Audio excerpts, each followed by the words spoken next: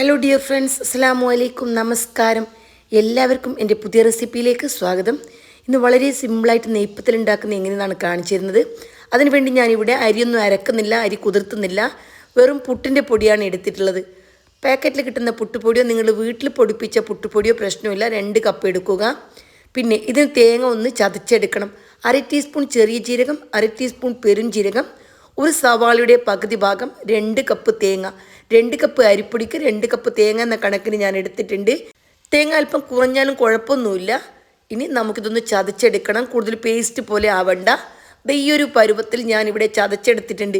ഇനി പുട്ടുപൊടി ഉണ്ടല്ലോ, അതിലേക്ക് ഈ തേങ്ങ ചതച്ചതും കൂടി ചേർത്ത് കൊടുക്കണം. ഇനി ഇതിലേക്ക് ആവശ്യമുള്ള വെള്ളം ഒന്ന് തിളപ്പിച്ചെടുക്കണം. 1 ടീസ്പൂൺ ഉപ്പിൻ്റെ പൊടിയും കൂടി ചേർത്ത് കൊടുത്തിട്ടുണ്ട്. 2 കപ്പാണ് ഞാനിവിടെ തിളപ്പിച്ചെടുത്തിട്ടുള്ളത്. പക്ഷേ എനിക്ക് 1.5 കപ്പ് മാത്രമാണ് വേണ്ടി വന്നിട്ടുള്ളത്. ഇനി റെഡിമെയ്ഡ് പുട്ടുപൊടി ആണെങ്കിലുണ്ടല്ലോ വെള്ളം കുറച്ച് കൂടുതൽ വേണ്ടി വരും. ഇത് ഞാൻ വീട്ടിൽ തന്നെ പൊടിപ്പിച്ചെടുത്തതാണ്. അപ്പോൾ അതിലേക്ക് വെള്ളം കുറച്ച് കുറവ് മതി. എന്നിട്ട് 10 മിനിറ്റ് ഒന്ന് റെസ്റ്റ് ചെയ്യാൻ വേണ്ടി മാറ്റി വെക്കണം. 10 മിനിറ്റിന് ശേഷം, അതായത് കൈകൊണ്ട് തൊടാൻ പറ്റുന്നൊരു പാകം ഉണ്ടല്ലോ, ആ പാകം ആയിക്കഴിഞ്ഞാൽ കൈകൊണ്ട് നന്നായി കുഴച്ചെടുക്കണം. ഇപ്പോൾ ഈ ഒരു പരുവമായിട്ടുണ്ട്.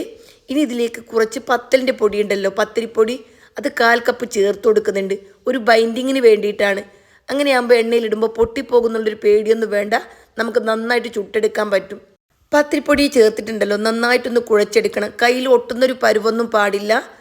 നന്നായിട്ട് കുഴച്ചെടുത്ത് കഴിഞ്ഞാൽ അല്പം കട്ടിക്ക് തന്നെ ഒന്ന് പരത്തിയെടുക്കണം. വളരെ തിന്നായിട്ട് പരത്തിയാലുണ്ടല്ലോ നെയ്പ്പത്തിൽ നന്നായിട്ട് പൊങ്ങി വരില്ല.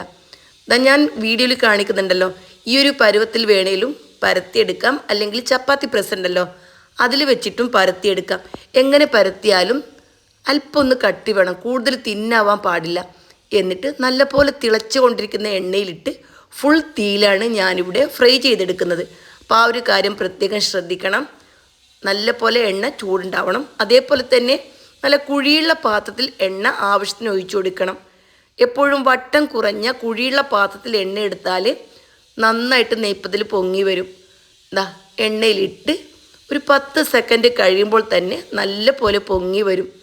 ഇനി അടിഭാഗം ലൈറ്റ് ഗോൾഡ് ആയാൽ തിരിച്ചിട്ട് കൊടുക്കാം. എന്നിട്ട് 2 ഭാഗവും ഗോൾഡ് കളറായി കഴിഞ്ഞാൽ നമുക്കിത് എണ്ണയിൽ നിന്നും വാങ്ങാം. നമ്മൾ തിളച്ച വെള്ളം ഒഴിച്ചിട്ടാണ് മാവ് കുഴച്ചിട്ടുള്ളത്. അതുകൊണ്ട് തന്നെ സോഫ്റ്റ് ആയിരിക്കും. കുറേ സമയം നെയ്പ്പത്തിൽ സോഫ്റ്റായിട്ട് തന്നെ ഇരിക്കും. അതേപോലെ നമ്മൾ കഴിക്കുന്ന സമയമുണ്ടല്ലോ, പെട്ടെന്ന് കഴിക്കുന്നെങ്കിൽ ഭയങ്കര ക്രിസ്പി ആയിട്ടും കിട്ടും. ഇങ്ങനെയാണ് ഈ ഒരു നെയ്പ്പത്തിൽ ഉണ്ടാവൽ. കുറേ സമയം വെക്കാം.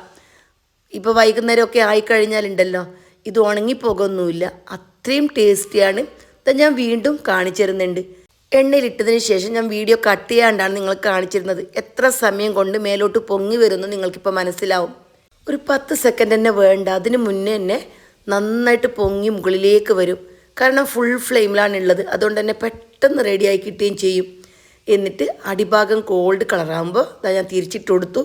എന്നിട്ടും ഞാൻ ഇതേപോലെ വീഡിയോ കട്ടാവാണ്ട് തന്നെ എടുത്തിട്ടുണ്ട്. അപ്പോൾ മനസ്സിലായില്ല, ഇത്രയും സമയം മതി. അപ്പോൾ പെട്ടെന്ന് തന്നെ നമുക്ക് നെയ്പ്പത്തിൽ ഉണ്ടാക്കിയെടുക്കാൻ പറ്റും.